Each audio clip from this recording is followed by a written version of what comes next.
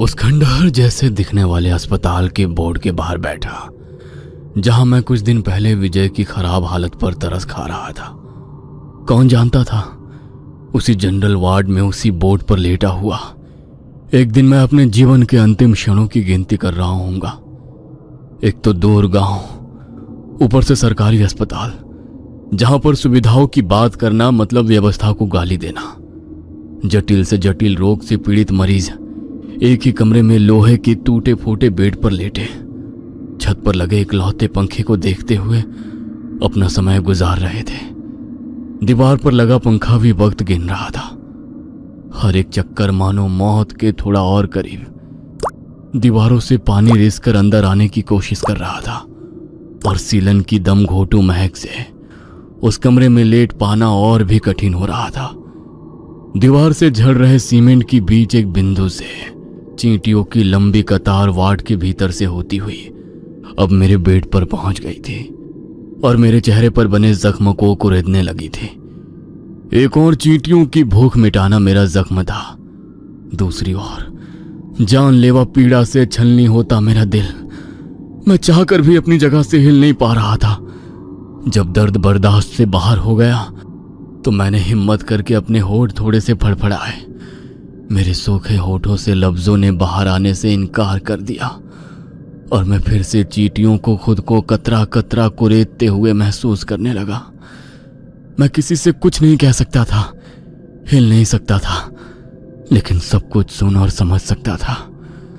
दर्द से तड़पते हुए मेरी आंखों से आंसू के कुछ कतरे बह निकले, जो संयोग से बगल वाले बेड पर लेटे पेशेंट के अटेंडेंट ने देख लिया। सिस्टर जल्दी आओ, इस मरीज की हालत ज्यादा सीरियस नजर आ रही है, आप एक बार आकर चेक कर लो।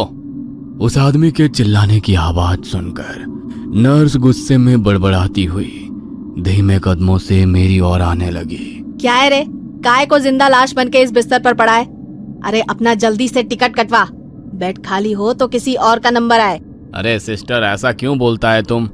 देखा नहीं इसकी हालत कितनी खराब है, एक बार इसको चेक तो करो, बेचारों को कुछ बोलने को भी नहीं होता है। उस आदमी के कहने पर सिस्टर ने मेरा हाथ पकड़कर देखा तो उसकी नजर मेरे जख्मों पर रेंग रही चींटियों पर पड़ गई। ओह जीसस, इसको तो चींटी लग गया है, बहुत तकलीफ में होएगा ये। मेरे शरीर से चींटियों को दूर करने के बाद वो मेरी फाइल से किसी फैमिली मेंबर का फोन नंबर ढूंढने लगती है। सिस्टर अभी फोन मिला ही रही थी, तभी मेरा छोटा भाई वहां पहुंच गया। बहुत अच्छा किया जो तुम लोग आ गया। देखो तुम्हारे पेशेंट की हालत बहुत खराब है। हमारे पास यहाँ 36 पेशेंट है देखने को, हम कितना ख्याल रख पाएगा? अब से एक आदमी को इधर ही रुकने को मांगता है, वरना तुम्हारा पेशेंट को क्या होगा उसका हम जिम्मेदारी नहीं ले पाएगा। क्या बात है सिस्टर, सब ठीक तो है ना? ठीक क्या होगा, उम्मीद कम है, चाहे तो कहीं और ले जा सकते हो। सिस्टर ने बहुत बेफिक्री से सब बोल दिया था, इस बात का ख्याल किए बिना कि मैं उनकी सारी बातें सुन भी सकता था और समझ भी। सिस्टर की बात सुनकर मुझे गहरा दुख पहुंचा, लेकिन फिर भी पल पल बिस्तर पर पड़े रहकर किसी कीड़े की तरह मरने से तो अच्छा था कि मैं एक पल में मौत को गले लगा लूं। भैया आप बिल्कुल भी चिंता मत करो, आपकी हालत देखकर तो ऐसा लगता है कि आपके साथ भी वही हो रहा है जो विजय भाव के साथ हुआ था। आपको पहले भी एक बार बाधा हुई थी और उसके लिए कुएं पर जाकर आपके नाम से उतारा भी कर दिया था। मुझे ऐसा लगता है कि उस उतारे का असर खत्म हो गया है और उसी के कारण वो बाधा फिर से आपके ऊपर हावी हो गई है। मैं इसी अमावस्या को जाकर उतारे की विधि पूरी करके आऊंगा। आपका छोटा भाई जिंदा है, अभी कुछ नहीं होगा आपको। मेरा छोटा भाई धीरज, आई बाबा के जाने के बाद हम दोनों ही एक दूसरे का सहारा है। वैसे तो गांव में इतना अपनापन रहता है कि पूरे गांव को अपना घर और गांव के लोगों को भाई समझ सकते हैं। जब पहली बार मुझे उस रक्त पिशाच की बाधा हुई तो गांव के ही एक आदमी ने हमें उसे भोग चढ़ाने के बारे में बताया था। इतना ही नहीं, गांव के 3 लोग मिलकर कुएं के पास जाकर सब करके आए थे। लेकिन जब से विजय की मौत हुई और उसके बाद मेरी हालत बिगड़ी तो गांव में ऐसा डर फैल गया कि बच्चे बच्चे की जुबान पर यह घटना चढ़ गई। दिन हो या रात, चाहकर भी गांव का कोई आदमी मुझसे मिलने अस्पताल नहीं आता। उन्हें डर है कि हमारी आंखें उस पिशाच को चाहे ना देख पाए, लेकिन उस पिशाच की नजर किसी को नहीं छोड़ती। एक बार जो उस पिशाच की नजर किसी पर पड़ी तो उसकी हालत भी मेरे जैसी हो जाएगी। अस्पताल के बेड पर लेटे हुए किसी अपने के लौटने की आशा में अपने जख्मों पर बैठ रही मक्खियों को नजरअंदाज करके मैं एकटक दरवाजे को देख रहा था। शायद अभी भी मुझे किसी परिचित चेहरे को देखने की आस बाकी थी, जो शायद अमावस्या की रात रही होगी। अस्पताल की खिड़की से बाहर सिर्फ काली रात का सन्नाटा और झिंगुरों की जहां जहां सुनाई पड़ रही थी। अचानक मेरे वार्ड में धीरज दाखिल हुआ। वो कुछ अलग दिखाई दे रहा था आज। आंखों में अजीब सी चमक थी। मुझे देखकर मेरे सर पर हाथ फेरकर उसने कहा, आप चिंता मत करिए भैया, आज आपकी समस्या का समाधान होगा। बड़ी मुश्किल से मैंने उसके हाथ पर अपना हाथ रखा और टूटे से 2 शब्द कहे, अपना ध्यान रखना। हाँ, बस आज की रात। धीरज तेज कदमों से अस्पताल से बाहर निकल गया। मेरी आंखों से 2 आंसू निकलकर कान को भिगोने लगे। रात गहराने लगी थी। तकरीबन 12 बज गए थे। धीरज ने कुएं के पास लकड़ियां जमा करके आग जलाई। अमूमन गांव में उस तरह के उतारे अकेले नहीं किए जाते, लेकिन पहले विजय की मौत और अब मेरी ऐसी हालत देख कोई भी उसका साथ देने को राजी ना हुआ। चाहता तो मैं भी नहीं था कोई ये जोखिम का काम करे। ये अब हमारी लड़ाई थी। किसी के साथ होने या ना होने से अब रोक नहीं सकता था। इसलिए उसने ये काम अकेले ही करने का निर्णय ले लिया। लकड़ियों ने आग पकड़ ली थी। धीरज ने पत्थर का चूल्हा बनाकर उस पर एक बर्तन में चावल पकाने को रख दिए। उसके बाद वो कुएं की ओर जाकर कुछ मंत्र बुदबुदाने लगा। मंत्र पढ़ने के बाद उसने एक लाल काला मुर्गा निकाला जिसके हाथ पैर बंधे हुए थे। रक्त पिशाच का नाम लेकर उसने उसकी गर्दन पर चाकू चला दिया। खून की धार बह निकली और वो बेजुबान कुछ पलों तक फड़फड़ाने के बाद शांत हो गया और एक बार फिर से चारों ओर सन्नाटा पसर गया। धीरज अपने काम में व्यस्त नजर आ रहा था। उसने जल्दी जल्दी मांस को टुकड़े में काटा और चावलों में डालकर पकने के लिए छोड़ दिया। ये सब करते हुए धीरज इतना खो गया था कि उसे अपने आसपास की भी सुध नहीं थी। जैसे ही मांस के टुकड़े पकने शुरू हुए, मांस की महक चारों ओर फैलने लगी। तभी धीरज को कुएं के मुंडेर के पास कोई सफेद साया नजर आया। आधी रात को अपने सामने एक अजीब सा साया देख उसके रोंगटे खड़े होने लगे थे। कौन है वहां? कौन है? धीरज की आवाज लगाने पर अगले ही पल वो साया अपनी जगह से गायब हो गया और कुएं की दूसरी ओर नजर आने लगा। धीरज का सब्र जवाब दे रहा था, लेकिन विधि पूरी किए बिना वो यहां से नहीं जा सकता था। और अगर यही रक्त पिशाच है तब तो अब उसकी जान को भी खतरा पैदा हो गया था, क्योंकि मेरे बाद अब वो धीरज के पीछे आने वाला था।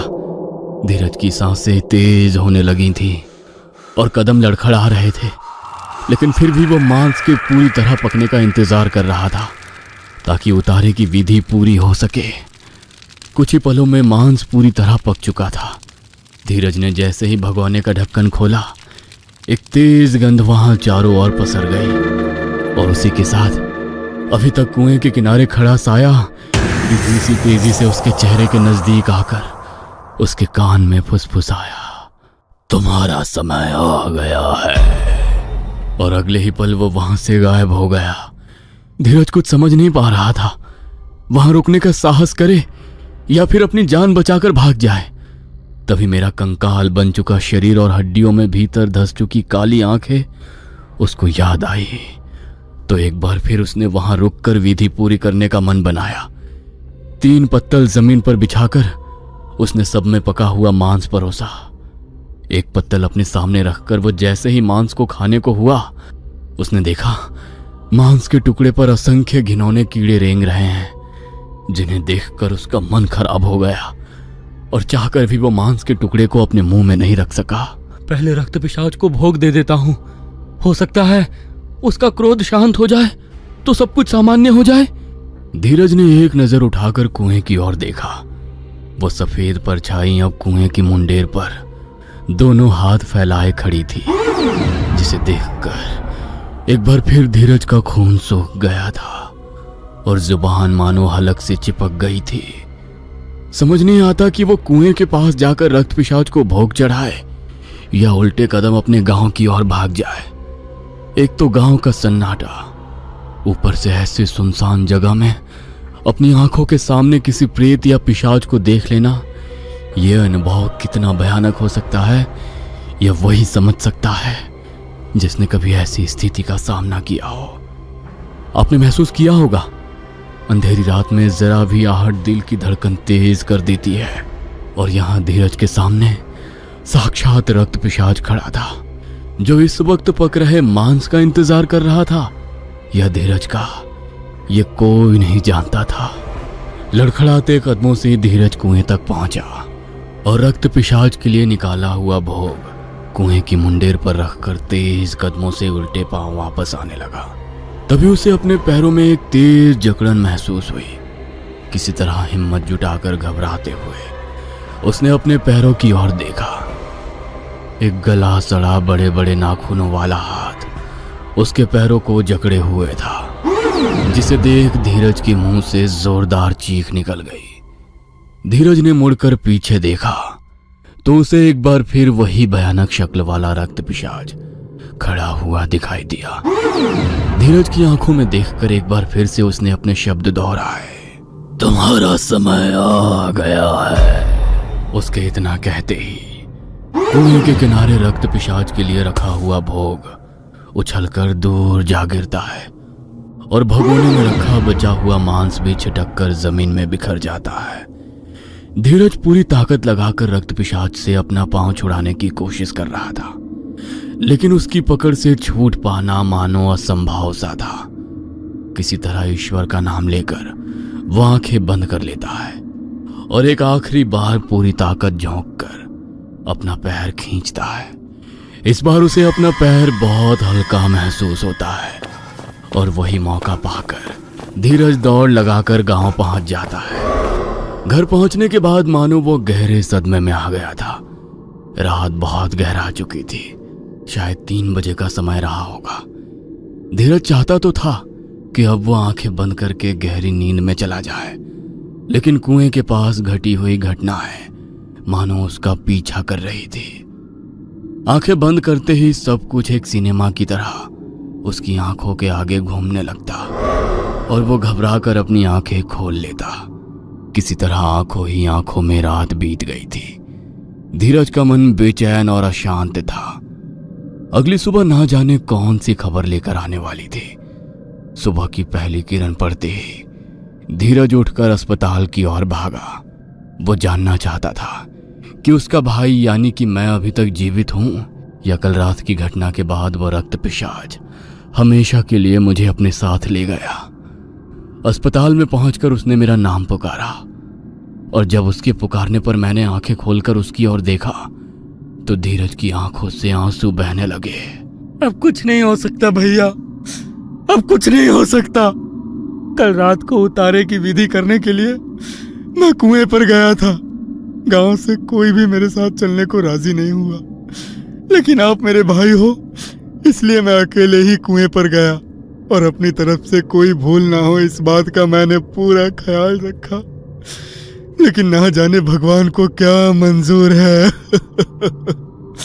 मुझे वो रक्त पिशाच दिखाई दिया भैया। उसने मुझे जकड़ने की कोशिश की और कहा कि तुम्हारा समय आ गया है।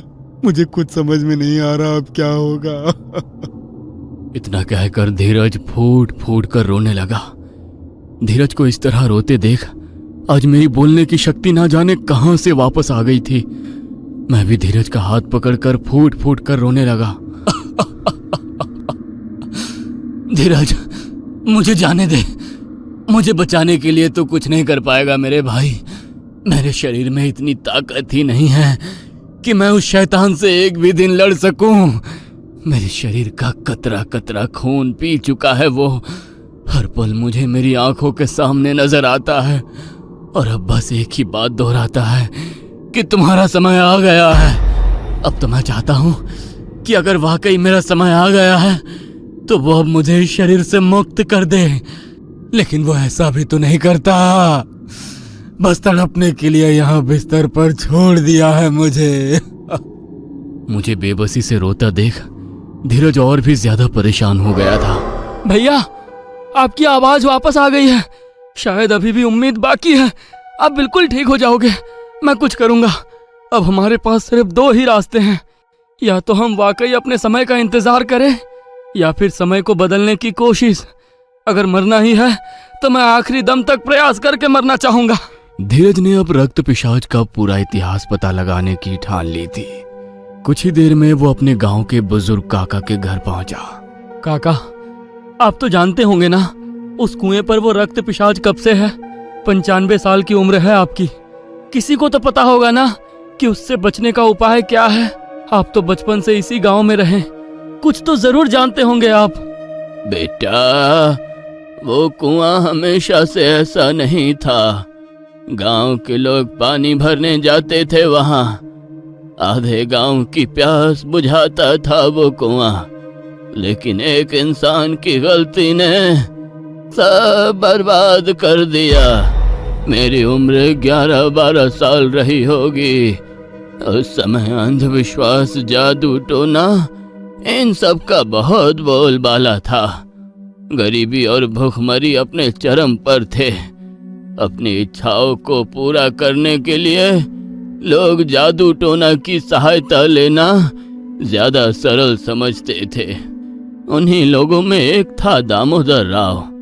देर रात तक शमशान में बैठकर वो न जाने क्या उल्टी सीधी हरकतें किया करता था।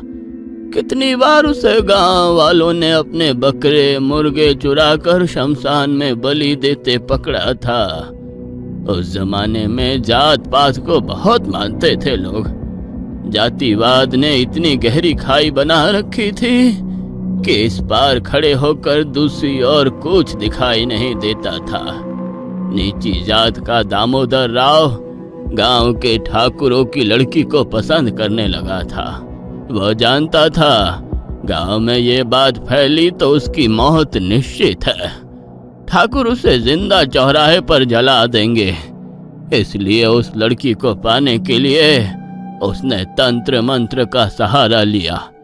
मेरी उम्र तो बहुत कम थी, लेकिन बाबूजी अम्मा से बात करते हुए कहते थे, दामोदर राव ने बहुत बड़ा प्रेत साध लिया है। अब वो नहीं बचेगा। ये सब भूत प्रेत किसी के सगे नहीं होते। बाबूजी के कहे शब्द सच साबित हुए। कुछ ही दिनों के बाद दामोदर राव की लाश उसी कुएं के पास बरामद हुई। उसका पूरा शरीर नीला पड़ा हुआ था, मानो किसी ने शरीर का खून निचोड़ लिया हो। उसकी मौत को कई बरस बीत गए। मैं 20 बरस का हो गया था।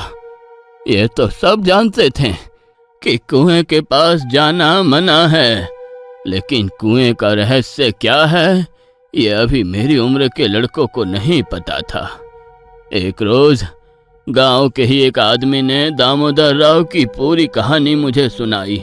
दामोदर राव किसी ऐसे तंत्र की खोज में लगा था जिससे वो रूपा के पूरे खानदान को खत्म कर सके, ताकि किसी को शक भी ना हो और वो अपनी प्रेमिका को पाले। लेकिन अधूरे ज्ञान और जल्दबाजी में उसने एक रक्त पिशाच को यहाँ बुला लिया।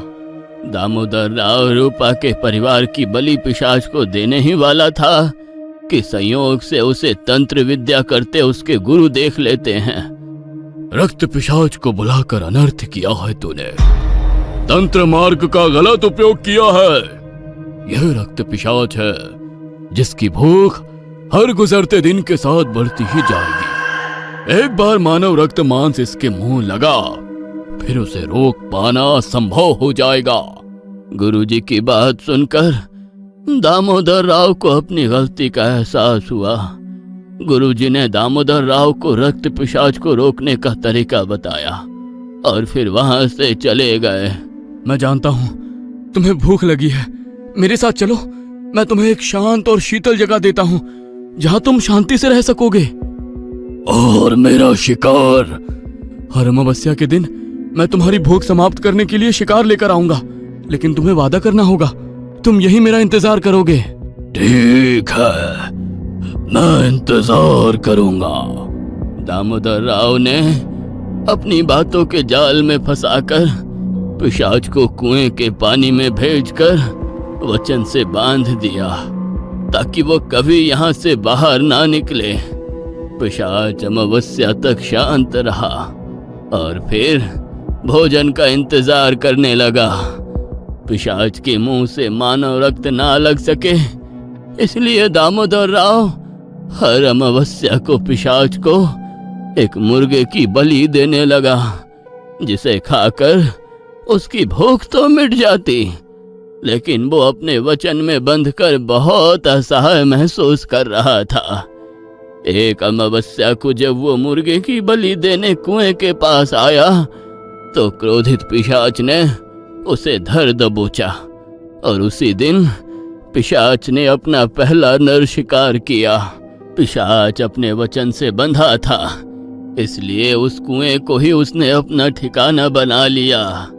अब हर अमावस्या पर वो कुएं के पास आकर किसी शिकार का इंतजार करता है और जो भी उसे वहां देखकर टोक देता है, पिशाच उसके साथ हो जाता है।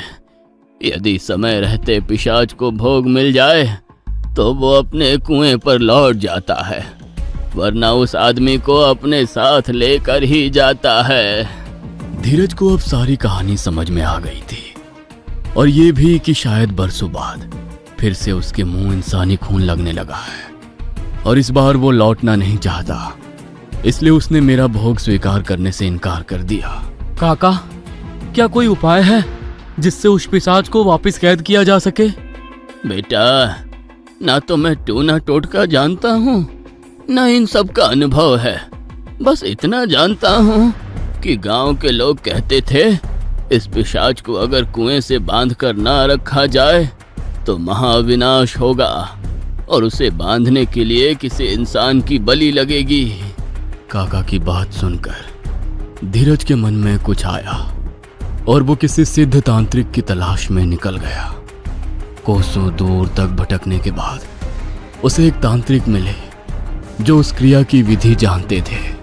बस एक मार्ग है, इस बार उसे मुर्गे की नहीं, इंसानी रक्त की महक से अभिमंत्रित करके पुकारना होगा।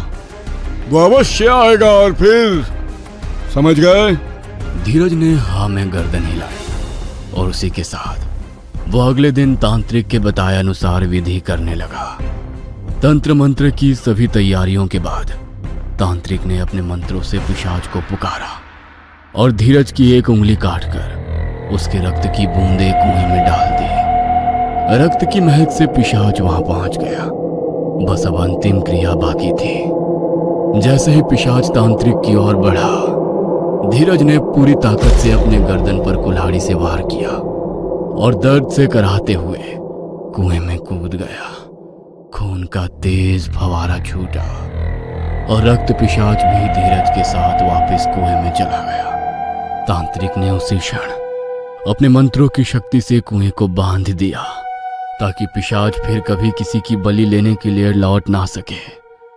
उस दिन के बाद पिशाच कभी किसी को दिखाई नहीं दिया। धीरज का तंत्र काम कर गया था। रक्त पिशाच हमेशा के लिए कुएं में कैद हो गया था। मेरी तरह और कोई पल पल तड़प कर अपनी मौत का इंतजार ना करे, इसके लिए धीरज ने अपनी जान कुर्बान कर दी। धीरज के जाने के बाद मैं धीरे धीरे स्वस्थ हो गया। आज भी मैं उस दिन को कोसता हूं जब मैंने पहली बार कुएं के पास उस सफेद कपड़े वाले आदमी को देखा था। अगर देर रात आपको भी किसी सुनसान जगह पर कोई ऐसा इंसान दिखाई दे, उसे टोकने की गलती मत करना, क्योंकि अभी वो कुएं में बंद है शायद, लेकिन अगर अगली अमावस्या पर तुम सुनो तुम्हारा समय आ गया है तो समझना उसकी भूख फिर जागी। ये कहानी आपको अच्छी लगी हो तो हमें सब्सक्राइब करें, हमारा इंस्टाग्राम और फेसबुक पेज जरूर फॉलो करें। और हाँ दोस्तों, सब्सक्राइब करना भूलना मत।